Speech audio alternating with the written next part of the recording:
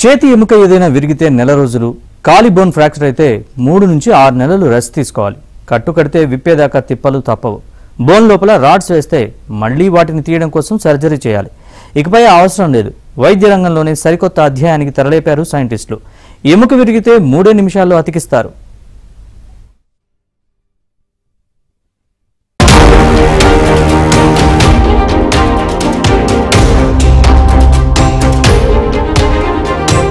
శరీరంలో బోన్ చిన్న airline fracture అయినా కష్టమే.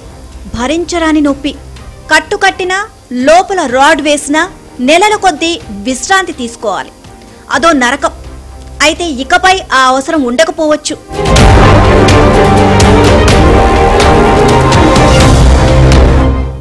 వైద్య చరిత్రలో సరికొత్త ఆవిష్కరణకు తెరతీశారు చైనా సైంటిస్టులు.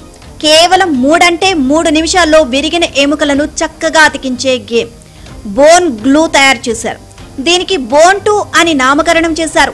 ఇప్పటి వరకు ఎముకలు విరిగిపోతే సిమెంట్ పట్టి మెటల్ ఇంప్లాంటేషన్ ద్వారా చికిత్స జరుగుతోంది. బోన్ విరిగి అతుక్కొని వ్యక్తి సాధారణంగా తిరగాలి అంటే నెలలు పడుతుంది. అప్పటికీ బోన్ సరిగ్గా అతుకుతుందా అంటే కొన్ని సందర్భాల్లో గ్యారంటీ లేదు. అయితే ఇప్పుడంత సమయం అవసరం లేదు. బోన్ గ్యారంటీగా అతుకుతుంది. ఎలా అంటే బోన్ గ్లూ ద్వారా. ఈ ఎముకలు అతికించే గేమ్ ను చైనీస్ శాస్త్రవేత్తలు అభివృద్ధి చేశారు. క్లినికల్ ట్రయల్స్ లో సక్సెస్ అయింది. విరిగిన ఎముకలను కేవలం 3 నిమిషాల్లోనే సరిచేయగల విప్లవాత్మక జిగురు ఇది.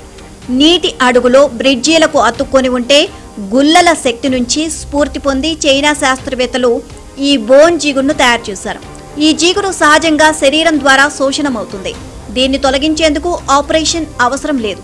ఎముకల్లో సహజ సిద్ధంగా కలిసిపోతుంది.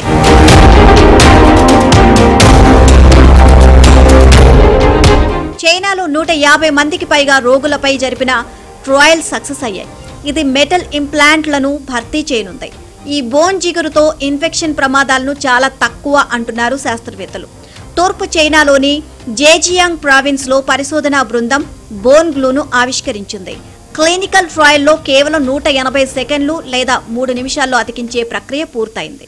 మన ఆల్చిప్పలు సెక్రెట్ చేసే ఒక సబ్స్టెన్స్ నుంచి ఈ గ్లూని తయారు చేశారు. దీన్ని బోన్ 02 అని పిలుస్తున్నారు. ఇది బోన్ సెట్టింగ్ అవడానికి ఉపయోగం. నార్మల్ గా బోన్ 2 ముక్కలుగా విరిగిపోతే రెండింటికి ప్లేట్ గానీ రాడ్ గానీ వేసి బిగిస్తాం కదా.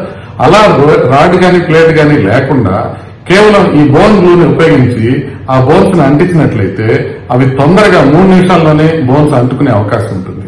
అవి ఎంత స్ట్రెంగ్త్ ఉంటుందంటే 10 కిలోపాస్కల్ స్ట్రెంగ్త్ వచ్చే అవకాశం ఉంటుంది. 500 కేజీల వరకు ఆపగలిగే స్ట్రెంగ్త్ ఇమీడియట్ గా వచ్చే అవకాశం ఉంటుంది అని. కేవలం చైనాలోనే ఇది పరిశీలించబడింది. ఇది మిగతా చోట్ల కూడా దీన్ని రెప్లికేట్ చేసి దాన్ని చూసుకుని అలా మనకి ఈ పరిశోధనలో గనక మంచి రిజల్ట్స్ వచ్చినట్లయితే అప్పుడు దీన్ని ప్రపంచవ్యాప్తంగా ఉపయోగించుకునే అవకాశం ఉంది. సుమారుగా దీనికి ఒక 5 ఏళ్ల పైనే పట్టే అవకాశం ఉంది.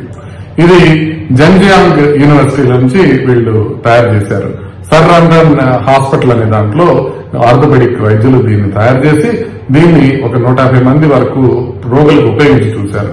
బోన్స్ చాలా ఫాస్ట్ గా అంటుకుంటున్నాయని, బలంగా అంటుకుంటున్నాయని వాళ్ళు చెప్పటం. ఇప్పుడు దాకా అది కొంత పబ్లిష్ అయితే, ఇప్పుడు ఆ డేటా కనుక మనకి పబ్లిష్ అయితే దీని గురించి ఇంకా కొన్ని డీటెయిల్స్ వచ్చే అవకాశం ఉంటుంది. ఇది బేసిక్ సైన్స్ రీసెర్చ్ కాబట్టి ఇక్కడ వరకే మనకు తెలుస్తోంది. ఇది అడ్వాన్స్డ్ గా అవ్వాలి అంటే ఇంకా ఫర్దర్ కొన్ని స్టడీస్ చేయాల్సిన అవసరం ఉంటుంది. దాంతో పాటుగా ఎక్స్రేలు గానీ, సిటీ స్కాన్లు గానీ చేయాల్సిన అవసరం ఉంటుంది. దాని స్ట్రెంగ్త్ ని మిగతా దేశాల్లో ఉన్న ఆర్థోపెడిక్ వైద్యులు కూడా పరిశీలించాల్సిన అవసరం ఉంటుంది.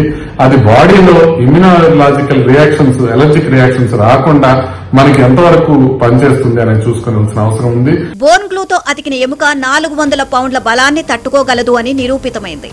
పక్క దిశలో ఒత్తిడిని తట్టుకునే శక్తి కూడా ఉంటుంది. సంప్రదాయ మెటల్ ఇంప్లాంట్ చేస్తే వచ్చినంత శక్తి వస్తుంది. దీని వినియోగంతో ఫారిన్ బాడీ రియాక్షన్లు, ఇన్ఫెక్షన్లు కూడా తగ్గుముఖం పట్టనున్నాయి. స్టీల్ ప్లేట్లు, స్క్రూలు అవసరం లేకుండా ఎముక గాయం నయం కాగానే శరీరంలో కలిసిపోవడం నిజంగా అద్భుతం. అయితే ఇది China national medical products administration marketing అనుమతి పొందాల్సి ఉంది. ఎముకలను అతికించేందుకు ఈ తరహా ప్రయోగాలు గతంలోనూ జరిగాయి.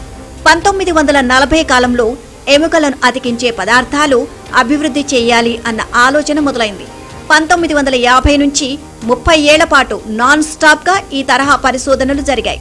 ఇందుకోసం జంతు మూలాల నుంచి తీసిన ప్రోటీన్ పదార్థం, బలమైన అంటుకునే లక్షణాలు ఉన్న రసాయనాలు, వేగంగా గట్టిపడే ప్లాస్టిక్ తరహా అక్రిలేట్లు, సూపర్ గ్లూలు ఉపయోగించారు. అయితే ఇవి ఎముకలను అతికించే సామర్థ్యం ప్రదర్శించినా బాడీకి పనికిరాకుండా పోయాయి. వీటి వల్ల బయోకంపాటిబిలిటీ సమస్యలు ఎదురయ్యేవి. అంటే ఇన్ఫెక్షన్, అలర్జీలు వచ్చేవి. పైగా శరీర కణజాలాన్ని దెబ్బతీశాయి. వీటిని తొలగించేందుకు 2 సర్జరీలు అవసరమయ్యేవి. ఈ కారణాల వల్ల తర్వాత పరిశోధనలు మానుకున్నారు.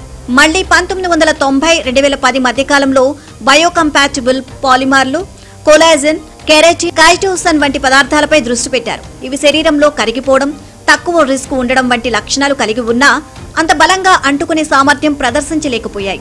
2010 తర్వాత బయోమిమిటిక్ దిశగా ప్రయోగాలు జరిగాయి. అంటే ఆల్చిప్పలు, గవ్వలు వంటి జీవుల నుంచి స్ఫూర్తి పొందిన బయోమిమిటిక్ గ్లూలు అభివృద్ధి చేయడం మొదలైంది.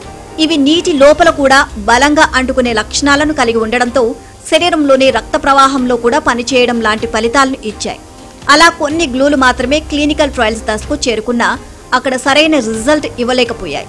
ఇలాంటి టైంలో చైనా బోన్ 2 కొంత ఫలితాన్ని ఇచ్చింది.